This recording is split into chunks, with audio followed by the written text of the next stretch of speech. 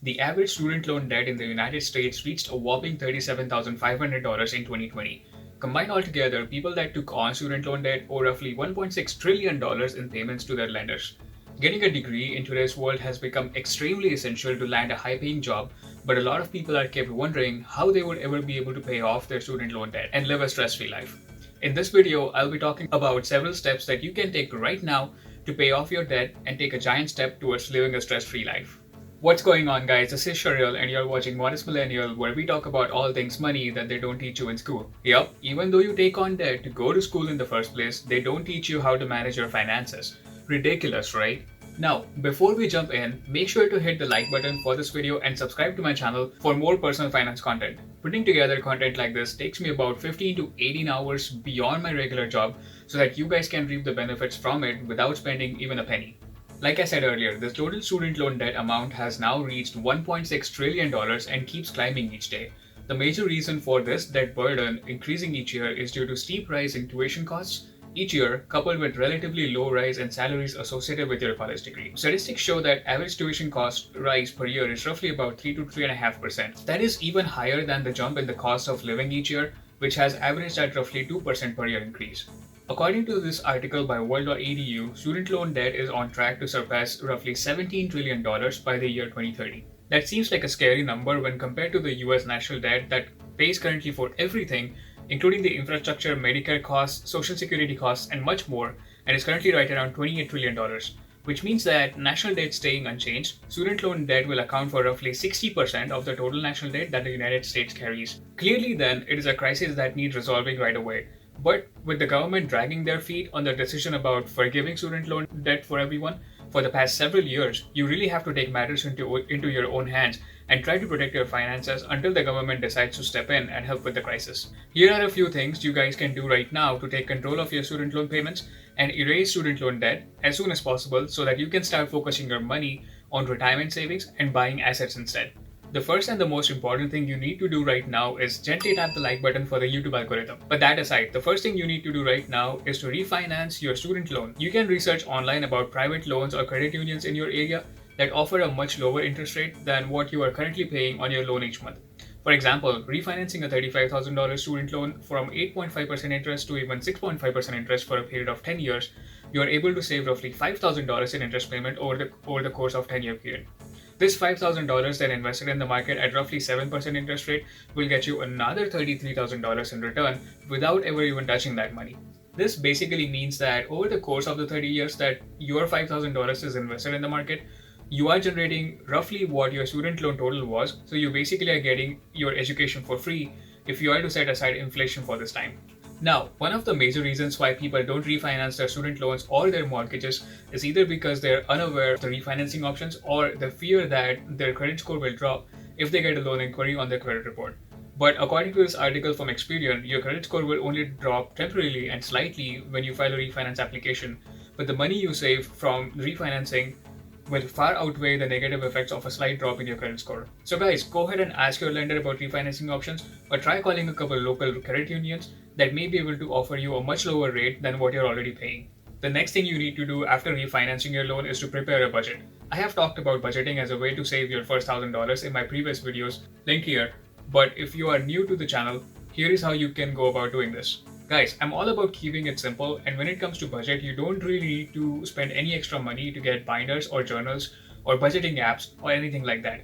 To start out with a simple approach, get a piece of paper and write down on the left hand side what your income is and on the right hand side what your expenses are. On the expense side, start by writing out what your fixed expenses are first. These are things that you absolutely have to pay for each month and include your rent, your car payment, student loan payment, and stuff like that. And after that, start writing down your variable expenses. Things such as gas, groceries, eating out, partying, stuff that can be controlled a little bit to spend less money on will go in your variable expenses area. Compare expenses with income on the left hand side and it will give you a good understanding of your overall financial health. From there, deeply analyze your variable expenses by going over your credit card or bank account statements for the past few months and see if you are spending money on things that you don't absolutely need but want and can put away these expenses for spending in the future on. These might include unnecessary subscriptions, ordering takeout from delivery apps, spending on coffee at Starbucks at least a few times a week, and stuff like that. If you are able to just curb some of these expenses each month, you can easily create a few extra $100 for yourself out of thin air. Then start contributing this extra $100 each month towards your monthly student loan payments to get a good grip on your balance, and this can help you pay off your student loans faster than you were planning to. The third way, and the least explored way in today's world, is to look for options for earning additional income.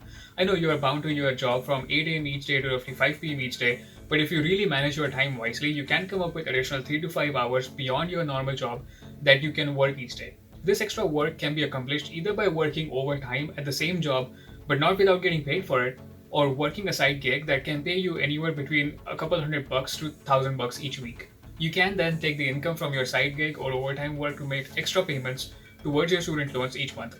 For example, just by paying an extra $100 towards your $35,000 student loan, you can easily knock off 2 years from the amount of time it would normally take you if you were to just keep making the minimum monthly payments instead. Your early career years are great because workload can be low and your job may be less stressful and can leave you still with some energy left over to keep working even after the normal working hours.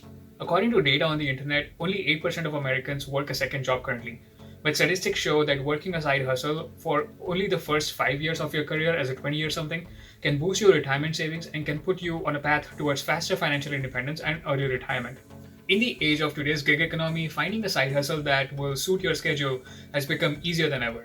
You can easily sign up for food delivery apps such as DoorDash and Uber Eats, or take a more leisurely approach towards your side gig by doing grocery shopping and delivery on weekends for Instacart. Either way, you are guaranteed to make at least $100 in extra income each month, even if you put in a couple hours of extra effort each day, and can really help you pay down your student loans faster. The last and the most fun way in my experience is to invest all your hard-earned savings into Dogecoin and hope to generate enough return to completely pay off your student loans. I'm just kidding, guys. This is not a sustainable way to pay off your student loans, but it has probably worked for some of you out there recently. Alright, so jokes aside, the fourth and sort of an important way to have extra disposable income each month is by taking advantage of sign-up bonuses on checking accounts that pay you anywhere between $100 to $500 just for signing up for that account. For example, just by signing up to Robinhood using my link below, you could get a free stock worth all the way up to $200. Chase Bank is currently offering $225 as a sign-up bonus just for opening an account with them and setting up a direct deposit. Bank of America is offering $100 for doing the same exact thing. You could go around shopping for these deals each month and try to bring in an extra $100 to $200 each month that you could start paying in extra towards your student loans to get rid of them faster. And the best thing about these sign-up bonuses is that you don't even have to get up from your couch for most of these, as they will pay you the bonus just as a thank you for agreeing to be their customer.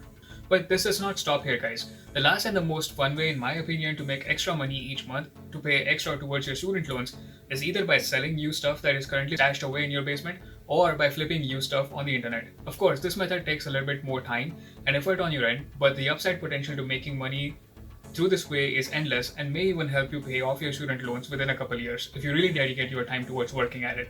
Look at stuff that people would easily buy off of Facebook Marketplace or Craigslist and start by searching for similar stuff either in your basement or garage or through garage sales. Some of the higher ticket items using this way can be couches that you can acquire for free or $100 and flip for about $300 to $400 depending on the condition, and chairs that can be bought for used for like $20 and flip for roughly $100 to $120. This is a great way of generating quick profit that can all then be contributed towards student loan payments to help you get rid of the student loan burden faster and then live stress-free. So guys, let me know in the comments below if you have been struggling with student loan repayment and which way out of the ones that we just discussed in this video you plan to use to get the burden off of your shoulders and live a happy life. Once again, guys, thanks so much for watching this video. As always, please make sure to shatter the like button and the subscribe button for the YouTube algorithm so you can get more videos like this delivered directly to your computer screen each week, so you don't have to live under financial stress ever again. Tune in again next week for more content like this, and make sure to share these tips or this video with your college buddies that might also be under the pressure to repay their student loans, and do them a huge favor by doing so.